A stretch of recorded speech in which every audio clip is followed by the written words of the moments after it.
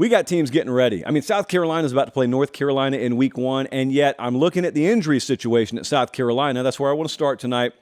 They got a big first 3 weeks in Columbia, so they play North Carolina and Charlotte to open the season. And then they turn around and go to Georgia a couple of weeks later. So it's kind of like Utah. Their schedule's a little bit front-loaded in that way. South Carolina's schedule's just loaded. There's no front, middle, or back to it. But keep an eye on the injury situation here. So Shane Beamer has been talking about Jalen Nichols. He's going to miss a majority of the season. That's the offensive tackle that got hurt in the spring. So that's not news to us. We knew about that.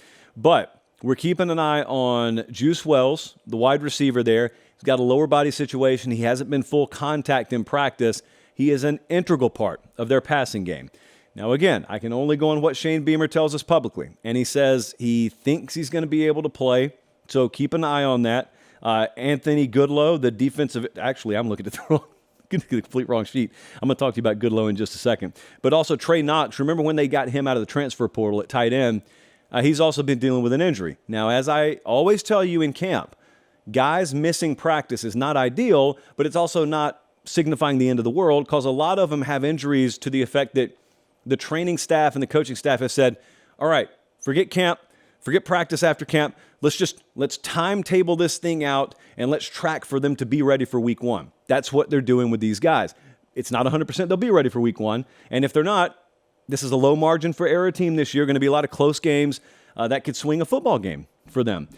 Rattler, though, Spencer Rattler, good things, hearing good things about him out of fall camp. That's not a surprise. It's a de facto contract year. It's a legacy year for Spencer Rattler. But Rattler Sellers is another guy I just want to put on your radar. Unless Spencer Rattler gets hurt, you're not going to have to worry about Rattler Sellers this year. Rattler Sellers is to them what Drew Aller was to Penn State last year. He is a highly rated player. He was a composite 4-star guy out of, I think, the Florence area in the last cycle. He is the quarterback of their future there. They love what they've seen from him in fall camp so far. So just tuck that away. You don't need to know about him this year unless something happens injury-wise. But come spring of next year, Rattler Sellers, that's a name to be on your radar in Columbia. All right, next up. You remember when the transfer portal started going crazy as it does every January and February, and you remember when a whole lot of guys just said, nope, I'm done. Goodbye, Mike Gundy. I'm out of here. No more Stillwater, Oklahoma for me. And people wrote the obituary for Oklahoma State, including odds makers. Their total's like 6.5 or something like that, I think, for the start of the season here. Well, I told you at the time, no, this is not great. And Spencer Sanders moved on, the quarterback, and went to Ole Miss. So, no, it wasn't great. However, I told you there was this quiet but steady drumbeat from Stillwater, and they kept saying the same thing. Don't necessarily focus on the quantity of guys leaving here. Look at the net quality of guys who are leaving versus the ones we're bringing in. Now, Mike Gundy eventually just said that publicly in not so many words. Well, lo and behold, we get into fall camp, and some of the returns we're hearing, especially on the defensive line, is not only do they think they're as good as they were last year, they think they improved from last year. And that's because of guys like Justin Kirkland out of the portal. Now, you know where he came from? He came from Utah Tech. And most of you are intimately familiar with Utah Tech's program. I don't sell my audience short. But for those of you who don't know Utah Tech, including us, because we couldn't find their logo a couple of weeks ago, I think it was Dixie Valley State back in the day. Change had to happen for some reason or another. He came from there, but he's 6'4", 350. So if you want a centerpiece, it's just a rising sophomore, by the way. If you want a centerpiece on that defensive line at Oklahoma State, look no further this year. They have gotten great things out of him in fall camp. They love, here he is, Anthony Goodlow. He's from Tulsa, so he didn't have to drive far, but he's at defensive end. They got 2 returning defensive linemen. So if you're looking for difference-making units there, if those guys stay healthy, Oklahoma State looks pretty formidable up front. Now, that's going to be news to people who think that they're going to be, like toilet paper thin because of the transfer portal. Not necessarily. It is interesting that Mr. Bowman, Alan Bowman, has not completely taken control of the quarterback race yet, but I'm just here to talk about defense tonight. We move on. I'm not just talking about defense here. Oregon, preseason JP poll number 5, Oregon. I have it on good authority, and the authority is my email inbox. I have it on good authority that some of you think Oregon is too thin on the offensive line this year. And your reasoning is, well, they lost 4 starters. Okay. What else? That's what I've been asking. In fact, I've been replying very rudely, those two words. What else? And you guys have, in some cases, come back and you've said, no, I mean, that's tough. That's 20, 40, 60, 80% of your offensive line starters. Stats and info checked. You're right. But here's what else I happen to know.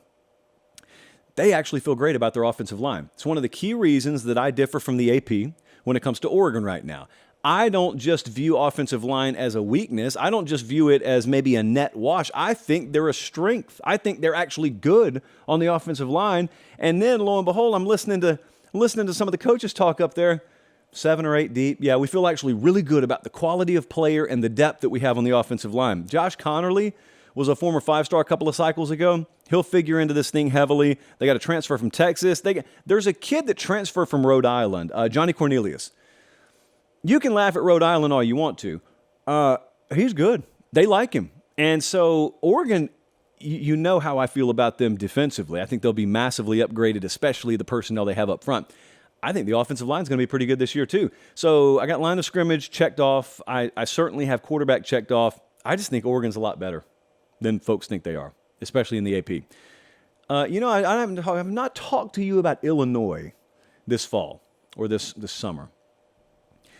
Luke Altmaier has won the starting quarterback job up there at Illinois. That's not a surprise.